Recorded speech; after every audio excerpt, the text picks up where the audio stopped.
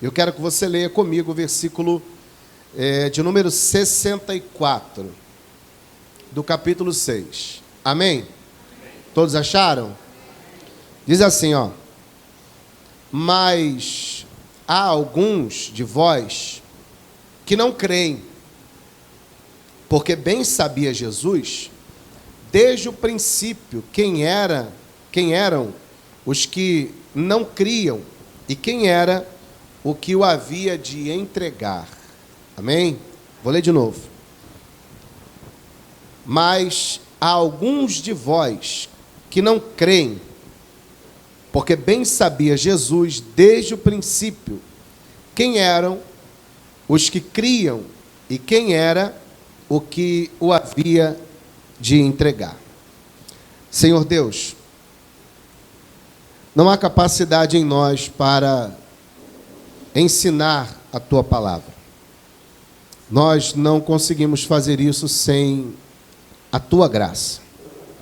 Por isso eu te peço nessa manhã, ó Deus, mais uma vez, derrama sobre mim a Tua graça para expor a Sua palavra e sobre os Teus filhos para que eles compreendam a Sua palavra. São textos complexos, difíceis, mas com a Tua graça nós conseguimos compreender. Fala conosco, Deus. Cumpra o Teu propósito com esta palavra. Que haja entendimento, conversão, lucidez, para que o Teu nome em nós seja glorificado. Em nome de Jesus eu oro, já te agradecendo. Que assim seja feito. Amém. Graças a Deus. Amém? Pode tomar o seu assento, por favor. Antes de nós entrarmos aqui no texto, eu quero fazer só relembrar algumas coisas que nós pregamos, para você se situar no texto. Se você já conhece o texto, vai ficar fácil para você compreender do versículo 41 até o 71. Mas para você que ainda não conhece, não está familiarizado com o texto, eu vou rapidamente fazer uma introdução, lembrando alguns pontos principais do que nós já pregamos sobre o capítulo 6. Bem rápido, para você entender o contexto do que está acontecendo aqui. O capítulo 6 começa dizendo que Jesus ele se encontra com os 70 discípulos que ele havia comissionado para pregar o Evangelho. Os 70 discípulos, depois de um determinado tempo, eles retornam dessa missão, se encontram com Jesus e Jesus os convida para um lugar separado para eles poderem descansar daquela viagem. Estavam muito cansados e Jesus também estava muito cansado. Então Jesus vai para um lugar determinado para descansar. Só que quando Jesus chega do outro lado da margem do rio, em Betsaida, Jesus percebe que uma multidão está seguindo. E toda essa multidão quer ouvir Jesus falar e quer ver os sinais que Jesus estava operando. E Jesus percebe que eles estão caminhando há muito tempo. Eles estão cansados e também com fome. Então Jesus opera o grande milagre multiplicando pão e peixe. E aquela multidão fica maravilhada com aquele milagre e a primeira atitude daquele povo é querer coroar Jesus como rei daquele povo, porque um milagre dessa magnitude, mais de 20 mil pessoas comendo pão e peixe, o povo imaginou, se nós tivermos um rei que multiplica pão e peixe, nosso povo não vai ter fome. Ele vai nos sustentar para o resto da nossa vida, nós não vamos precisar trabalhar, não vamos precisar fazer mais absolutamente nada. Então vamos aclamá-lo como rei, vamos levá-lo para Jerusalém, colocar uma coroa e elegê-lo nosso rei. Jesus, sabendo disso, Jesus dá uma ordem para os discípulos entrarem no barco e irem para o outro lado, lá para Cafarnaum, que era o quartel-general, se pode dizer assim, né, o quartel-general de Cristo, em Cafarnaum, mais precisamente na casa de Pedro. Eles atravessam o mar, Jesus vai para o monte sozinho para orar. Na madrugada, Jesus, provavelmente às 3 da manhã, Jesus, sabendo que os discípulos estavam ainda no meio do mar da Galileia, Genezaré, Quinéret, ou o mar de Tiberíades, é o mesmo nome, Jesus desce do monte, anda sobre as águas, ele nem põe os pés na terra, ele já anda sobre as águas, socorre os discípulos e caminha para o outro lado. No dia seguinte, aquela multidão que estava em Betsaida, que viu Jesus operar o milagre, aquela multidão começa a procurar Jesus porque não vê Jesus descendo do monte. Eles não sabem que Jesus andou sobre as águas. Então aquela multidão, ela vai atrás de Jesus lá do outro lado, porque sabiam que os discípulos tinham pego o único barco que tinha ali e tinham atravessado para o outro lado. Então aquela multidão se reúne com mais alguns que chegaram do mar de Tiberíades, porque ficaram sabendo do milagre, e vão atrás de Jesus lá do outro lado, em Cafarnaum. E quando chegam do outro lado, em Cafarnaum, eles encontram Jesus na sinagoga. Jesus está ensinando na sinagoga. E eles se aproximam de Cristo e perguntam: mestre, onde é que o senhor estava? Nós estamos te procurando já tem um tempo. E aí Jesus começa um discurso terrível. Se eu não me engano, é um dos discursos mais duros que Jesus vai fazer em todo o Evangelho. É um discurso muito duro. E a intenção desse discurso duro de Jesus é fazer uma separação mesmo. É mostrar quem era e quem não era. A intenção é uma só. E Jesus, a primeira coisa que ele diz para os discípulos que estão seguindo, e também para aquela multidão, é o seguinte: eu sei porque que vocês estão atrás de mim. Vocês não estão atrás de mim porque vocês viram os sinais e creram. Jesus está dizendo: vocês olharam para o sinal e viram o pão, quando na verdade vocês tinham que olhar para o pão e ver o sinal. Vocês tinham que olhar para o sinal e entender que eu sou aquele que opera o sinal. Mas vocês não olharam para o sinal, vocês olharam para o pão. Na semana passada eu ainda falei dos 10 leprosos. Lembra dos 10 leprosos? Jesus curou 10 leprosos. Dos 10, 9 se maravilharam com o milagre. Olharam para o milagre e disseram: estou curado, estou curado, estou curado, e foram embora.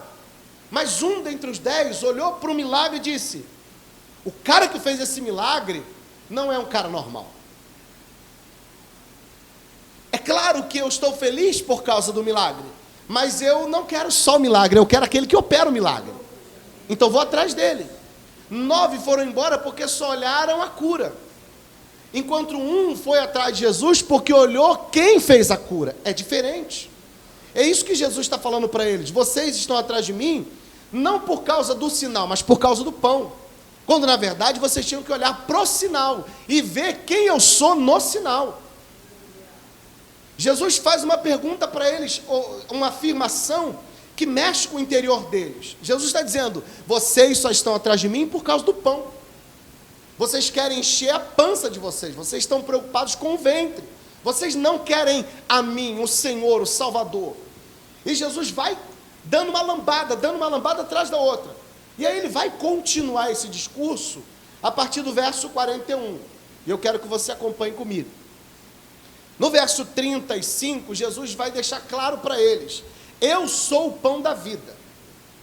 Porque eles estavam o tempo todo comparando, querendo comparar Jesus com Moisés. O tempo todo. Ah, Moisés alimentou 2 milhões de hebreus lá no deserto. O Senhor só alimentou 20 mil. E aí Jesus começa a dizer: mas eu sou o pão da vida. Aquele pão que desceu do céu, ele só alimenta a carne, só alimenta o corpo, mas eu não. Eu sou o alimento que traz vida e vida eterna. Porque quem comer da minha carne, esse vai viver eternamente. É isso que Jesus vai falar. Eles estão o tempo todo olhando para Jesus dizendo: Moisés era assim, e você é assim. Moisés fez isso, e você fez aquilo. Qual o sinal que você mostra? Eles estão o tempo todo querendo uma confirmação. Eu ainda disse na semana passada que, para aquele que não crê, todo e qualquer argumento ou sinal não é o suficiente. Jesus poderia fazer o que fosse para aqueles homens, e aqueles homens não creriam nele. Porque eles não conseguiam crer em Jesus. Eles não conseguiam olhar para Jesus e ver o próprio Deus em Jesus. Isso já estava dentro deles, entranhado, a falta de fé. E se eles não conseguem olhar para Jesus e encontrar e ver Deus em Jesus, é porque eles nunca aprenderam sobre Deus. A gente vai ver isso aqui na frente. Vamos ler. Versículo 41. Murmuravam, pois, dele os judeus, porque disseram: eu sou o pão que desceu do céu. E diziam: não é este Jesus, o filho de José, cujo pai e mãe nós conhecemos? Como, pois, diz ele, desci do céu? Respondeu Jesus e disse: não murmureis entre vós. Ninguém pode vir a mim se o Pai que me enviou não o trouxer. Essa palavra trouxer, no grego, significa atrair. Atrair, arrastar, levar adiante do magistrado. O que Jesus está dizendo é muito claro. Jesus está dizendo, olha, ninguém pode vir até mim se não for atraído antes pelo Pai. E ele está deixando claro isso. Ele está dizendo, olha, só tem uma maneira da pessoa olhar para mim e crer que eu sou o próprio Deus. Se antes essa pessoa for alcançada pelo próprio Deus. Se essa pessoa não for alcançada pela graça, pelo próprio Deus, abrindo os olhos, abrindo o entendimento, mostrando que ela é pecadora, ela não consegue enxergar que Cristo é o próprio Deus, que eles são a mesma pessoa, ele não consegue. E Jesus vai explicar, lá no capítulo 8, o motivo desse povo aqui não entender quem ele é. Porque Jesus está falando, eu sou o pão da vida. Jesus está falando de coisas espirituais ou coisas terrenas? Espirituais. Mas eles não conseguem entender que Jesus está falando de coisas espirituais. Eles estão achando que Jesus está falando de coisa terrena. E ele está dizendo, como é que esse camarada aí vai dizer que ele veio do céu, se eu conheço o pai e a mãe dele? Eu sei quem é José, eu sei quem é Maria, eu sei onde ele nasceu, eu sei que ele é de carne e osso. Como é que ele está dizendo que veio do céu? Eles não conseguem compreender. E Jesus vai explicar o motivo. João capítulo 8. Versículo... Vamos ler a partir do verso 38. Jesus vai explicar para eles, vai explicar para mim e para você, por quê que eles não conseguem entender o que Jesus está falando.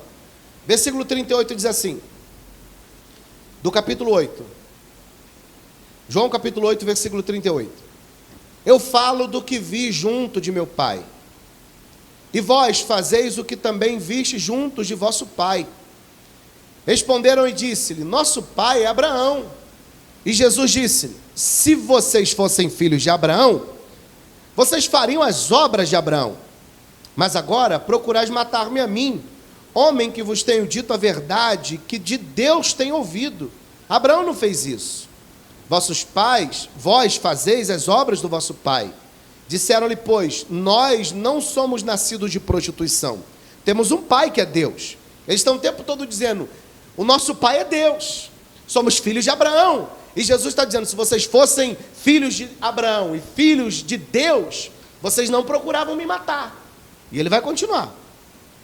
Versículo 42. Disse, pois, Jesus, se Deus fosse o vosso pai, certamente me amaríeis, pois que eu saí e vim de Deus. Não vim de mim mesmo, mas ele me enviou. Porque não entendeis a minha linguagem. Olha o que Jesus vai perguntar. Por que vocês não entendem a minha linguagem?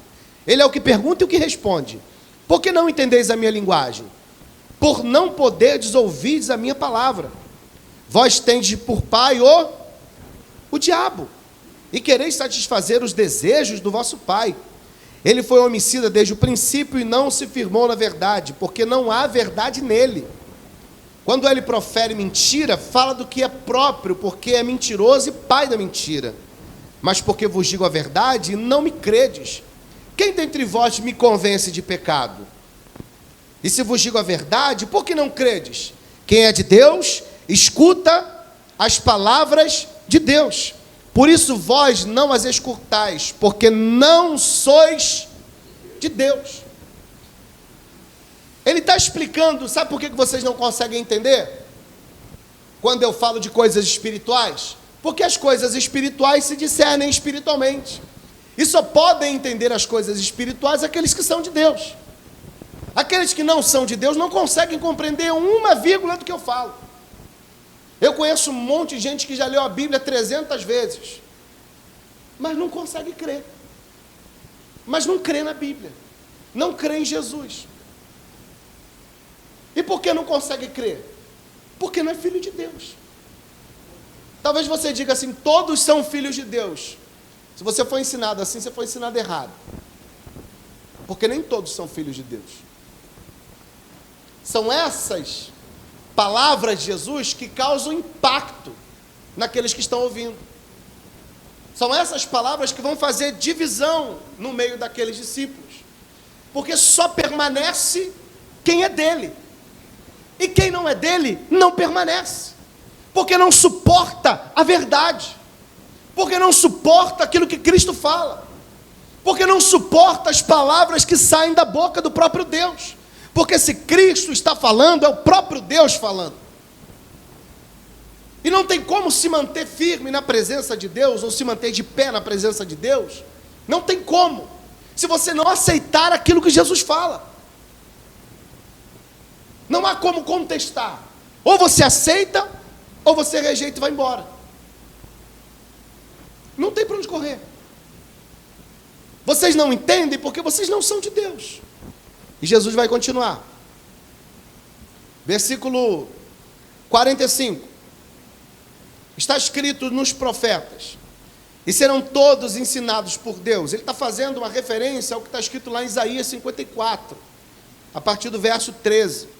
Está escrito nos profetas: e todos serão ensinados por Deus. Portanto, todo aquele que do Pai ouviu e aprendeu, esse vem a mim.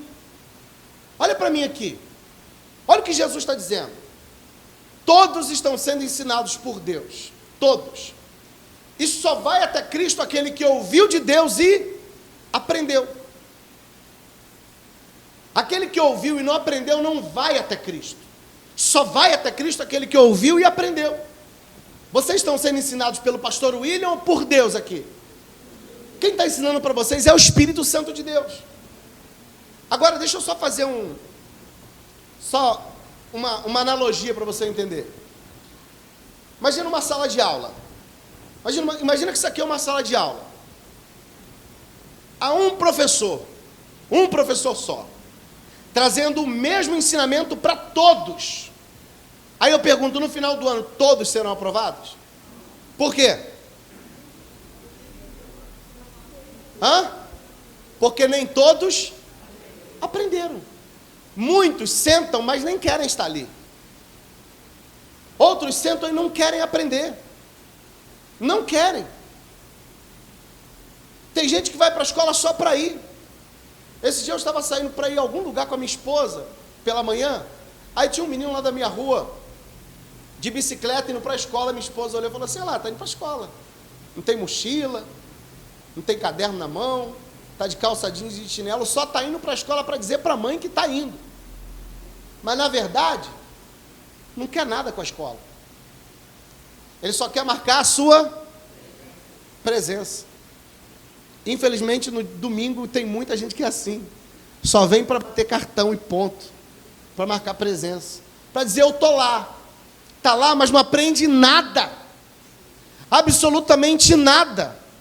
Está perdendo tempo. E a pregação de Cristo, ela faz isso.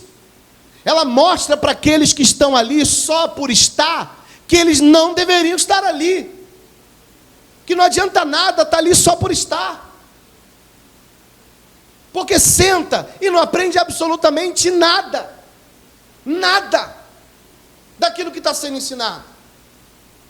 É isso que Jesus está dizendo. Ele é muito claro e categórico nisso. Só consegue entender e olhar para Cristo e entender que Ele é Deus. Quem está sendo ensinado por Deus está aprendendo. Senão não tem como entender. Versículo 46. Não que alguém visse o Pai, a não ser aquele que é de Deus. Este tem visto o Pai. De quem Jesus está falando aqui? Ele está falando dele mesmo. Quem é o único que viu a Deus? De verdade. Na sua plenitude, na sua glória, na sua magnificência. O único que viu a Deus é aquele que desceu do céu. E quem desceu do céu e viu Deus foi Cristo. É isso que ele está dizendo. Versículo 47. Na verdade vos digo que aquele que crê em mim tem a vida eterna. É garantia, tem. Eu sou o pão da vida. Versículo 49. Vossos pais comeram maná no deserto e morreram. Este é o pão que desce do céu, para que o que dele comer não morra. Eu sou o pão vivo que desceu do céu. Se alguém comer deste pão, viverá para sempre. E o pão que eu der é a minha carne, que eu darei pela vida do mundo. Imagina Um judeu olhando para o outro judeu e dizendo: olha, para você ter a vida eterna, você tem que beber o meu sangue. Imediatamente, a cabeça, a mente daqueles judeus os direcionava para a lei de Moisés. Porque na lei de Moisés diz que você não pode fazer o quê? Beber sangue. Você não pode tomar sangue. E quando Jesus dizia: vocês têm que comer a minha carne. Como é que eu vou comer a carne desse camarada? Isso é canibalismo. Eles não estão compreendendo que Jesus ainda está falando de coisas espirituais. Eles estão com os olhos aqui embaixo. Então eles dizem: como é que a gente vai comer a carne desse cara? Esse cara está ficando doido. Vai comer a carne dele e tomar o sangue. Isso é contra a lei, isso é proibido. Que coisa mais maluca. Só que Jesus está trazendo verdades espirituais para incrédulos. Para incrédulos, ele está mostrando, não que eles vão comer o sangue beber o sangue de forma literal ou comer a carne de forma literal. Não. Jesus está dizendo que agora, para que eles obtenham a salvação, é necessário que eles creiam no sacrifício de Cristo. Que eles creiam no sangue que ele vai derramar na cruz do Calvário e na carne dele que vai ser dilacerada. A Santa Ceia ainda não tinha sido instituída, vai ser instituída um pouco mais à frente. Então, uma alusão que Jesus está falando, aquilo que vai trazer uma nova aliança. Vamos ler, Hebreus, capítulo 9. Deixa marcado aí que nós vamos voltar. É que há uma aliança sendo feita entre Deus e os homens, uma nova aliança sendo feita.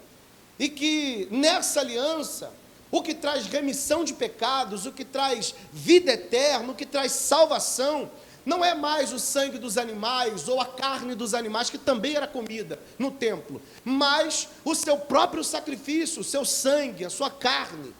É isso que vai trazer salvação agora. Hebreus capítulo 9, versículo 17, versículo 13. Vamos ler.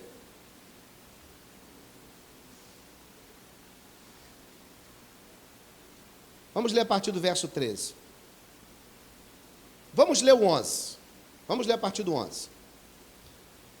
Mas vindo Cristo, o sumo sacerdote dos bens futuros, por um maior e mais perfeito tabernáculo, não feito por mãos, isto é, não desta criação, nem por sangue de bodes e bezerros, mas por seu próprio sangue, entrou uma vez no santuário, havendo efetuado uma eterna redenção. Porque se o sangue dos touros e bodes e a cinza de uma novilha esparzida sobre os imundos os santificam, quanto à purificação da carne, quanto mais o sangue de Cristo, que pelo Espírito eterno se ofereceu a si mesmo, imaculado a Deus, purificará a vossa consciência das obras mortas, para servirdes ao Deus vivo. E por isso é mediador de um novo testamento, para que, intervindo a morte para a remissão das transgressões que havia debaixo do primeiro testamento, os chamados recebam a promessa da herança eterna.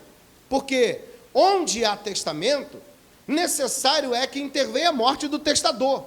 Porque um testamento tem força onde houver morte, ou terá ele algum valor enquanto o testador vive?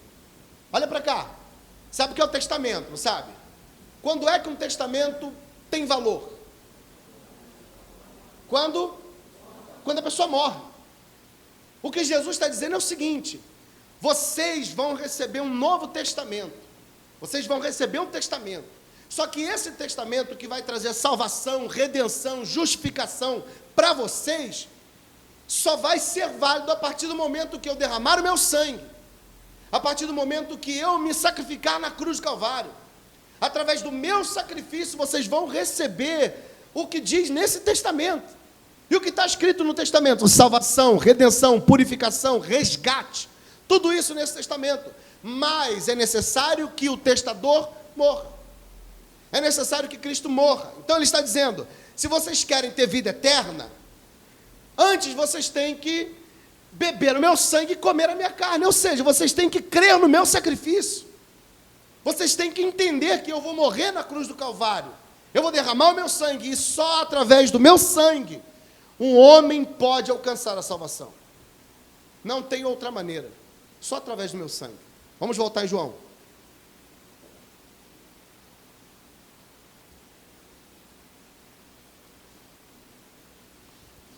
Versículo 52.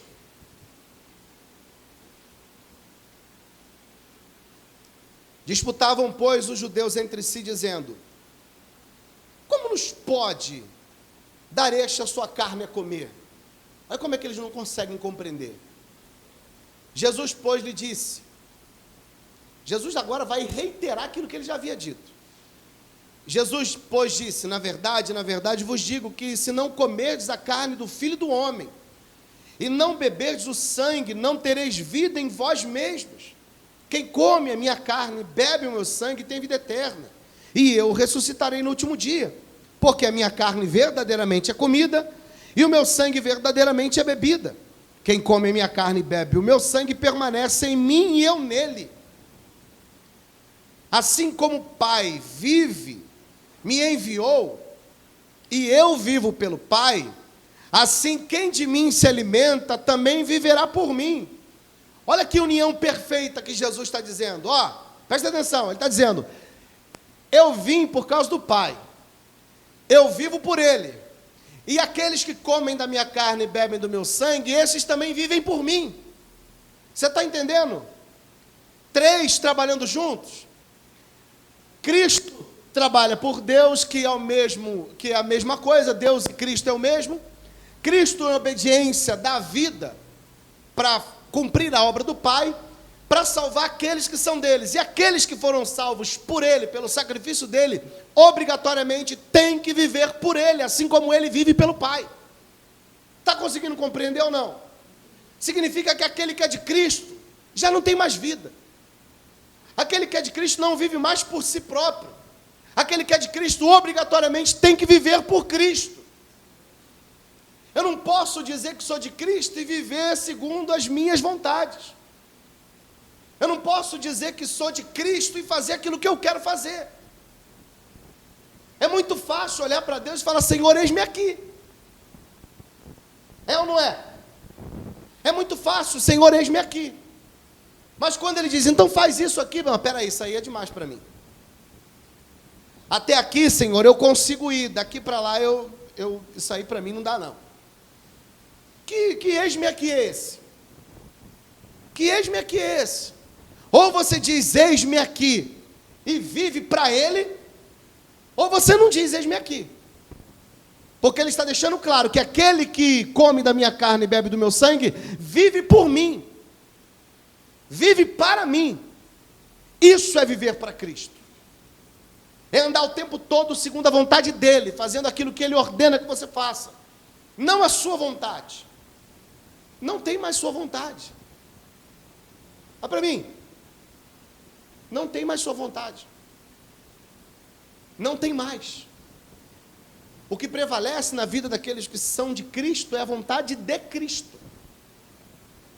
Eu sou dele. Nós somos dele. E para ele devemos viver. Por ele devemos viver. E mais nada. Vamos continuar a leitura. Versículo 58. Este é o pão que desceu do céu. Não é o caso dos vossos pais que comeram maná e morreram. Quem comer este pão viverá para sempre. Para sempre. É claro, ele está deixando claro, dizendo: aquele pão que eles comeram lá no deserto, quando saíram do Egito, comeram e morreram. Mas aquele que comeu o meu corpo, a minha carne e bebeu o meu sangue, esse não vai morrer, esse vai viver para sempre. Versículo 59. E ele disse essas coisas na sinagoga, ensinando em Cafarnaum. Jesus vai terminar esse discurso dizendo essas coisas. Só tem uma forma de vocês serem salvos. Só uma forma. Através do meu sacrifício. O testamento só é válido quando eu morrer.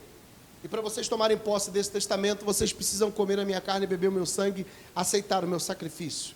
Vocês precisam crer no meu sacrifício. E eu sei, ele está dizendo, eu sei que nem todos vão crer, porque só pode crer aquele que o Pai enviou, aquele que o Pai o atrair. Esse é o resumo de todos esses versículos que nós lemos. Só pode crer aquele que o Pai o atrair, com a sua graça, com o seu amor, com o seu resplendor, com a sua glória, aquele que é atraído por Deus. Esse sim, olha para mim e reconhece quem eu sou. Agora, aquele que não é atraído pela graça de Cristo, a graça de Deus, olha para Cristo e acha que Cristo é só mais um qualquer. Só mais um. Vai atrás dele por causa dos milagres que ele faz, não pela pessoa que ele é. Depois que Jesus prega esse discurso, depois que Jesus dá essa pancada naqueles que o seguiam, olha o que acontece. Versículo de número 60. Muitos, pois, dos seus... É dos seguidores ou é dos discípulos? Seguidores ou discípulos? Quantos discípulos ele começou no capítulo 6? Sabe quantos vão sobrar? Dos 70? Vamos ler. Muitos, pois, dos seus discípulos, ouvindo isso, disseram: dura esse discurso? Quem pode ouvir? Até os discípulos, não eram os seguidores que estão falando, não, são os discípulos. Dos 70 discípulos, eles olharam para Jesus e falaram assim: cara, que discurso duro, que discurso pesado, quem é que pode ouvir isso? Isso chega a doer nos nossos ouvidos, isso é uma coisa difícil de se entender, não dá, Jesus, não dá, se eu continuar pregando esse discurso aí, não vai ficar ninguém na igreja, se eu continuar pregando esse negócio aí, só vai ter meia dúzia de gato pingado com o Senhor na igreja. Ó, Jesus, não me leva mal não, eu gostava muito do Senhor, mas para mim não dá mais. Para mim não dá, porque se for para eu chegar aqui, andar com o Senhor e tomar essas pancadas toda hora, o Senhor, achei que o Senhor ia falar que a gente ia vencer Roma, a gente ia expulsar os romanos, ia tomar conta de Jerusalém, eu achei que o Senhor ia estabelecer o seu reino, eu achei que o Senhor ia ser aquele rei poderoso que ia trazer fartura, prosperidade para nós. Eu achei que o Senhor ia abençoar a nossa vida, curando a gente o tempo todo, libertando, multiplicando pão e peixe. Aí o Senhor vem com um discurso duro desse, só leva mal não. Até aqui foi legal contigo. Até aqui a gente estava num relacionamento muito bom. Tava gostoso andar com o Senhor. Só que agora, não dá não. Agora eu vou embora. Porque nem todo mundo está preparado para ouvir verdade. O povo quer mentira enfeitada. Quer mentira maquiada. O povo gosta de retoque. O povo gosta de culto gourmet.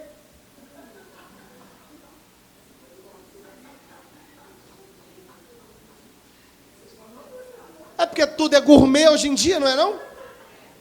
É brigadeiro gourmet, pipoca gourmet, sacolé gourmet. O que é uma coisa gourmet? É algo que já existia com um toque especial, com um toque de sofisticação. O culto gourmet é aquele culto que tem um toque especial do homem, não de Deus. Que tem um toque especial. Sabe qual é o toque especial do culto? Olha, tem culto hoje, tá? E nesse culto, quando entra nesse culto, virou gourmet, irmão. Virou gourmet. E nesse culto você vai receber a chave da casa própria. Você vai receber a toalhinha verde da unção. Ou a toalhinha verde da esperança. Virou gourmet. Ou não? Aí quando tira, fala assim, ó, lá na igreja, esses dias teve um camarada que ficou revoltado comigo, falou assim, eu não vou na tua igreja. Eu falei, não vai mesmo não. Não vai não. Não, vocês são muito radicais, você e o pastor Washington são muito radicais. Eu falei, se eu sou radical, não, Jesus é radical. Jesus é radical. Porque para ele olhar e falar assim, eu sou o caminho, a verdade e a vida. Ele não está abrindo exceção para ninguém. Isso é ou não é ser radical? Só tem salvação em mim. Pode olhar para Buda, Maria, pode olhar para quem você quiser. Não terá salvação a não ser em mim. Isso é ser radical. Se Jesus foi radical, eu também sou radical. Ah, vocês são muito radical. Sabe por que ele achou que eu era radical? Porque eu disse para ele que na nossa igreja não tem dança, coreografia. Que não tem teatro. Ele, não, isso é maluquice de vocês. Maluquice Eu quero só que você me mostre um texto na Bíblia. Me diz aqui na Bíblia, no culto, no culto bíblico, onde tem esse negócio. Se você me disser, eu digo para você, eu estou errado. Me mostra, cara. Não adianta o que você acha, não importa o que você pensa, o que você acha, o que importa é o que está escrito. Me diz onde está escrito. Aí depois eu fiquei até mandando mensagem, brincando com ele. Onde é que está escrito na Bíblia? Aí depois eu mandava outra mensagem dizendo, onde é que tem coreografia e teatro na Bíblia? Me mostra. E aí ele só ficava botando risada. Não, mas eu não vou na tua igreja. Não vem. Não vem. Você quer culto gourmet? Vai em outra igreja. Aqui não tem culto gourmet, não. Aqui é oração, louvor e palavra. Mais nada. Não espera outra coisa, não. É o louvor, oração e palavra. Acabou. Essa pregação de Jesus vai dividir. A maioria vai embora. E você acha que Jesus está preocupado? Como nós lemos no versículo 64, ele sabia quem eram os que iriam crer e os que não iriam crer. E já sabia quem o iria trair. Vamos continuar a leitura. Versículo 61. Eu vou ler o 60 de novo. Muitos, pois, dos seus discípulos, ouvindo isso, disseram, duro este discurso, quem pode ouvir? Sabendo, pois, Jesus em si mesmo, que os seus discípulos murmuravam a respeito disso, disse-lhes, isso vos escandaliza? Vocês estão escandalizados porque eu disse que vocês, para serem salvos, têm que comer da minha carne e beber do meu sangue? Vocês estão escandalizados porque eu disse que eu desci do céu? Então, o que vocês pensariam? Versículo 62. Que seria, pois, se visseis subir o Filho do Homem para onde primeiro veio? Ah, vocês estão espantados porque eu estou dizendo que eu desci do céu? Então, o que vocês pensariam se vocês me vissem voltar para o lugar de onde eu vim? Versículo 63. O Espírito é o que vivifica. A carne para nada aproveita. As palavras que eu vos disse são espírito e vida. Olha para mim aqui, por favor. Jesus está dizendo o seguinte, enquanto eu estou pregando, as minhas palavras, elas têm espírito, elas têm vida. Elas produzem vida. Porque Jesus sabe que quem está seguindo Ele é um monte de morto. São um monte de mortos vivos. É o que a Bíblia diz da condição do ser humano sem Deus. Mortos nos pecados e delitos. E Jesus está dizendo, quando eu falo, as minhas palavras, elas produzem vida, porque elas são espirituais. Só que vocês não conseguem entender, porque vocês não conseguem entender as coisas espirituais.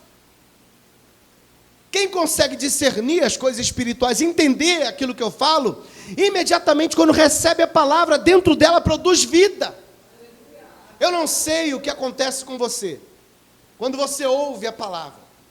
Eu não sei. A minha esperança é que quando você ouve a palavra, comece a arder dentro de você algo tremendo, que faça você amar cada dia mais ao Senhor. Eu estava conversando de manhã com o Júnior e falei para ele o seguinte, estava conversando com a minha esposa sobre isso também. Olha como Deus é lindo demais, gente. Eu fico impressionado com Deus. Eu estava vendo uma matéria esses dias dizendo que uns cientistas encontraram no DNA, no nosso DNA do ser humano, uma sequência numérica que se repetia o tempo todo. São 4 números que se repetiam o tempo todo no nosso DNA. Não existiam outros números, eram só esses 4 números que se repetiam o tempo todo, segundo a ciência. E aí eles tentaram decifrar o que significavam esses 4 números. E aí eles foram para o hebraico, procurar o significado desses números no alfabeto hebraico. Porque o alfabeto hebraico, cada letra representa um número. Então eles procuraram esses 4 números no alfabeto hebraico. E sabe qual as letras que eles encontraram? Y, H, V, H. 4 letras que nós conhecemos como tetragrama sagrado, que quer dizer Yahvé. Ou seja, no DNA do ser humano tem a assinatura de Deus. Quando eu falei para ele isso, ele falou, caraca, pastor, que coisa linda. Eu quando ouço essas coisas, eu fico arrepiado, tremendo por dentro, o coração ferve. Sabe quando os discípulos iam no caminho de Emaús, e Jesus abria as escrituras, quando eles perceberam depois quem era que estava com ele comendo pão, eles olharam e disseram um para o outro assim, rapaz, porventura não ardia, quando pelo caminho ele nos abria as escrituras? A intenção é essa, quando a Bíblia é aberta, quando ela começa a ser exposta, explanada, a intenção é essa, tem que nascer dentro de você fervor, tem que queimar dentro de você, porque você está conhecendo, não a letra, mas você está conhecendo o dono da letra, você está conhecendo o Deus da Bíblia, isso tem que queimar dentro de você. Se isso não queima dentro de você, eu fico preocupado, porque é necessário vos é nascer de novo, muito preocupado. Vamos lá, versículo 64. Mas há alguns de vós que não creem. É Jesus falando. E adiante João vai explicar o porquê que Jesus está falando. Jesus diz, mas há alguns de vós que não creem.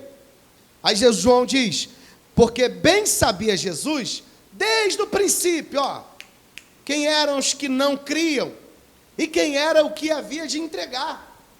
Olha para cá, Jesus já sabe de tudo, irmãos. Já sabe de tudo, desde o início. Não é do início do capítulo 6. É do início da humanidade, da história da humanidade. Ele sabe tudo do Gênesis ao Apocalipse. Tudo.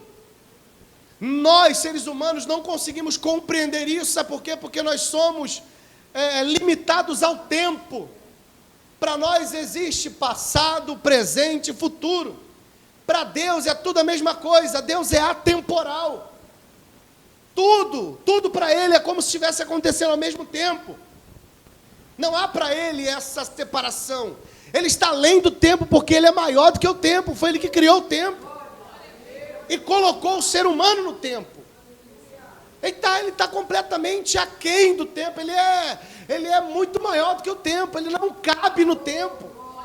Ele não cabe. Nós cabemos no tempo, e essas coisas para nós confunde muitas vezes a nossa cabeça, confunde. Uma vez eu perguntei para um rapaz assim, de todo conhecimento do mundo, quanto você acha que você conhece?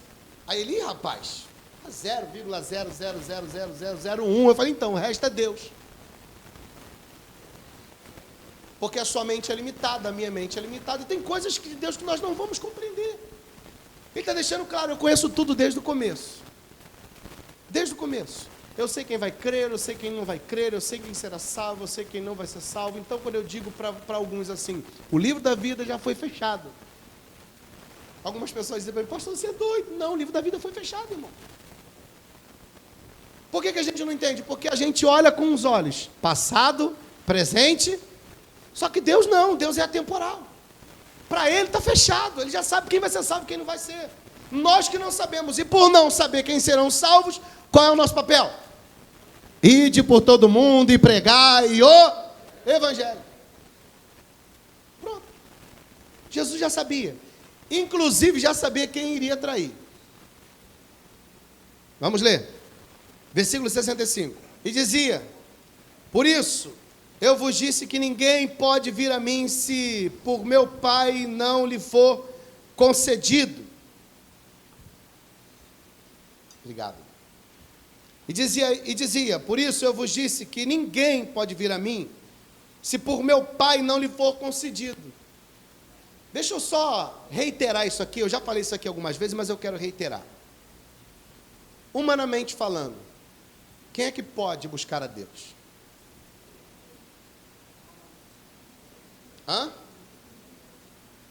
Fui eu que decidi por Jesus? Por isso que a gente não faz apelo na igreja. Porque a decisão de vir para Cristo não é sua. A decisão de ir para Cristo é de Deus. É Ele quem atrai. É Ele quem vai até a pessoa. Se o Espírito Santo não for até a pessoa convencê-la da justiça, do pecado e do juízo, ela não vai. Eu já disse algumas vezes, se o ser humano pudesse, o ser humano matava Deus. Porque o ser humano não quer Deus. O ser humano não quer Deus. Isso você olha para o lado e você vai perceber. Olha no seu trabalho. Olha na sua vizinhança. Olha no meio da sua família. Ninguém quer Deus, irmãos. Ninguém. O ser humano não tem condições de querer Deus, porque o ser humano está morto. Você consegue entender quem você era antes de estar aqui? Você era um defunto, fedorento, fétido, já em decomposição. Você não tinha condições nenhuma de estar aqui. Não acho que você é mais esperto do que alguém em dizer, eu decidi por Cristo. Você não decidiu coisa nenhuma. Estava lá caído, morto, fétido. Aí Jesus olhou para você, disse assim, ele não tem vida nele mesmo, é um defunto nos pecados. Cristo pegou você assim e disse, então vem que eu te dou vida, e te colocou de pé. Não tem mérito em você para estar aqui não.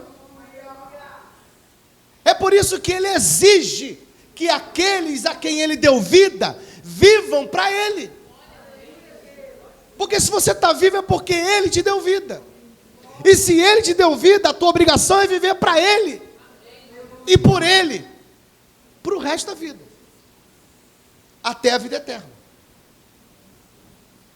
Eu e você não temos condições de escolher. Só estamos aqui pela misericórdia dele. Isso já é motivo para você acordar pela manhã dando glória a Deus. Isso é motivo de você deitar para dormir dizendo glórias a Deus. Não achando que você é melhor do que ninguém porque você está aqui. Porque tem crente que acha que é o escolhido, né? Eu sou melhor do que ele, eu sou melhor do que o macumbeiro. Eu sou melhor do que o espírita. Eu sou melhor do que o cachaceiro. Eu sou melhor do que o alcoólatra, do que o viciado, do que o cracudo. Você só está aqui porque Deus mostrou para você que você é um coitado, um miserável. Você só está aqui porque Ele quis que você estivesse. Se Ele não quisesse te trazer aqui, você estava lá fora. Só Deus sabe aonde. Vamos continuar. Versículo 66. Desde então, muitos dos seus discípulos tornaram para trás e já não andavam com Ele. Olha que legal isso aqui, ó. Capítulo 6, versículo 66. O povo abandona Jesus. Capítulo 6, versículo 66.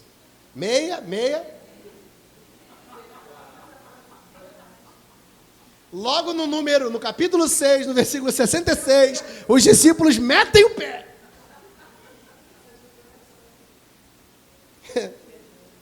Coincidência? Não sei. Não vou fazer especulação, mas desde então muitos dos seus discípulos, não eram seguidores não, tá? Discípulos. Quantos eram mesmo, gente?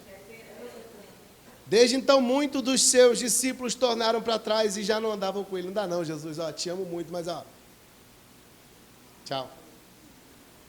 Tchau, porque para mim já deu. Eu queria bênção, pô. Eu queria vitória. Eu queria fogo. Eu queria falar em língua estranha, rodopiar, eu queria, mas não dá não. Versículo 67. Então disse Jesus aos 12: e vocês? Querem ir embora também? Vocês querem ir embora também? Ô, Roberval. Ô, Roberval. Abre a porta aí, Roberval. Quer ir embora também? Porque com Jesus é assim. Com Jesus é assim. Ele prega a verdade. A verdade. Agora, se você não quiser a verdade, Não tem como andar com ele, não. Não tem como andar com Jesus achando que ele vai ficar te iludindo. Ele não vai fazer isso. Ele não vai ficar iludindo, mexendo com o teu sentimento. Ele não vai ficar te iludindo, passando a mão na sua cabeça e dizendo, ô, coitadinho. Não, não é bem assim. Deixa eu gourmetizar essa mensagem aqui. Deixa eu colocar um tempero para amaciar aqui essa mensagem, para você continuar comigo, tá? Eu quero que você continue. E para você continuar, eu sei que essa mensagem é dura demais para você, mas peraí, eu vou deixar ela mais macia para você. Talvez ela mais macia, você permaneça. Não! Jesus não vai fazer isso, irmãos. Não espera, não. Se você tiver que entrar aqui e tomar uma paulada da palavra, você vai tomar uma paulada. E acabou. Você vai para casa assim, ó. Mas vai para casa dando glória a Deus. Dando glória a Deus. Porque o Pai só bate em quem Ele ama. Ou você acha que amar é dizer sim o tempo todo? Não. Amar é dizer não. Amar é dizer está errado. Não, você não vai por aqui. Se você for, você vai se arrebentar. É assim, você olhar para o teu filho de vez em quando ele fala assim, cala a boca. Cala a boca. Eu faço isso com meu filho. Pergunta a minha esposa aqui. Eu sei, eu conheço. Já fui criança. Meu filho está fazendo teste. De repente ele abre um livro no meio do teste, o professor tomou a prova e deu 0. Chegou em casa chorando. Por que ela te deu 0? Porque eu abri. Mas por que tu abriu o livro? Por que você abriu? Mas não era para abrir. Está errado, você está fazendo prova, você não tem que abrir livro. Mas não tem, está errado. Prova era de inglês, eu abri em matemática.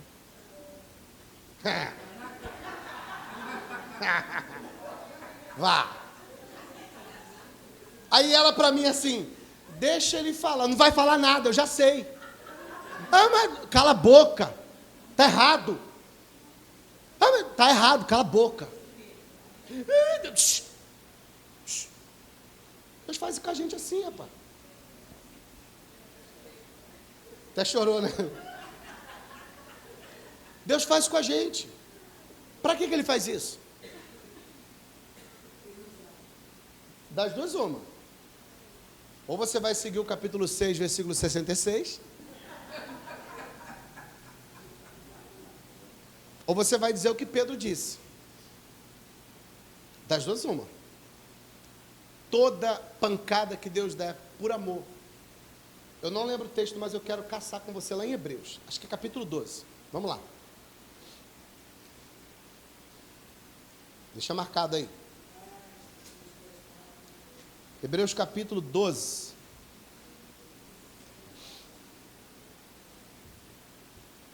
É isso mesmo. Versículo 5.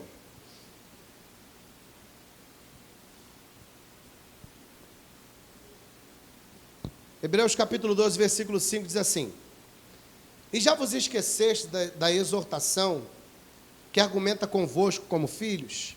Filho meu, não despreze a correção do Senhor, e não desmaieis quando por ele fores repreendido, porque o Senhor corrige o que ama, e açoita qualquer que recebe por filho.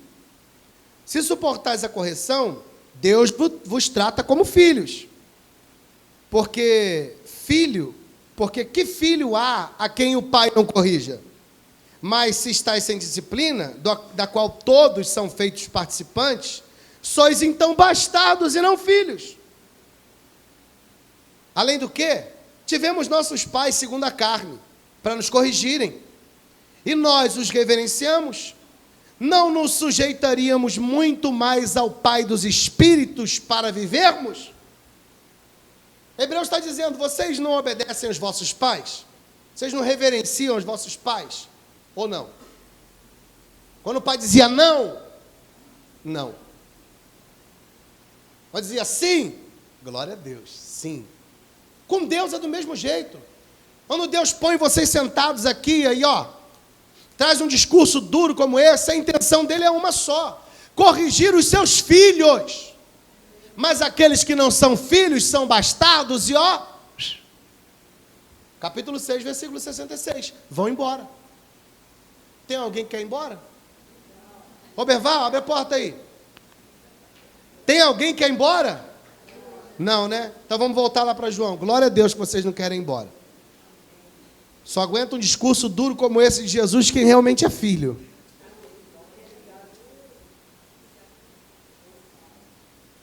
Versículo 67 mais uma vez. Então Jesus disse aos 12, que agora só ficou 12, né? Dos 70, quantos ficaram? Você viu, né? 70, agora só tem 12. Vocês também querem ir embora? Respondeu, pois, Simão Pedro: Senhor, para quem? Ele não diz para onde. Ele diz para quem. Entendeu? Para quem iremos nós? Não é para onde iremos nós. Para quem? Ele está deixando claro: Senhor, não há outro além de ti. Meu Deus, que coisa linda. Não há outro além de ti, só o Senhor é. O Senhor é o nosso caminho, o Senhor é a nossa fortaleza, o Senhor é o nosso refúgio, o Senhor é a nossa pedra, o nosso Salvador, o nosso sustentador, o nosso Redentor. O Senhor é aquele que nós queremos. Ele não está falando aonde, para que direção, não. Nós não temos outro além de ti. Para quem iremos nós?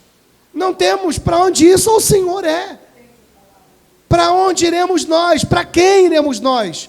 Só tu tens as palavras de vida eterna. O que você quer? Pão ou palavra? Pão físico ou palavra? Pão físico ou espiritual? Uma vez o pastor Austin disse uma coisa interessante. Ele disse assim: tem gente morrendo com pão na mão. Eu gravei isso que ele falou. Não lembro quando foi, mas ele disse assim: pastor, tem gente morrendo com pão na mão. Qual o pão? Está na tua mão aí, ó. Está na tua mão. Olha o pão da vida. É a palavra. Está morrendo com um pão na mão. Pão está aí. Está aí na tua mão. Mas está morrendo. Pão está aqui. Esse pão, o centro desse pão é Jesus Cristo. Comer dele, vida eterna. Rejeitá-lo, morte espiritual por toda a eternidade. Vamos continuar. Para onde iremos nós se só tu tens as palavras de vida eterna? Pessoal, há outro caminho? Há outro além dele? Não tem. Versículo 69. Nós temos crido e reconhecido que tu és o Cristo, o Filho de Deus.